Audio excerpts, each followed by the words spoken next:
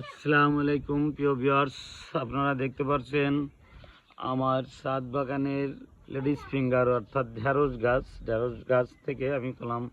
কালকে উদ্যোগে গিয়েছিলাম, অনেকগুলো প্রতিদিনই ঢেঁড়স গাছ থেকে ঢেঁড়স সংগ্রহ করা সম্ভব। এই জায়গাও একটি সজনে গাছ রয়েছে, এটা এখনও ফুল আসেনি, হয়তো চলে আসবে। এই যে দেখেন ঢেঁড়সের ফুল, আপনারা দেখছেন কিনা জানি না।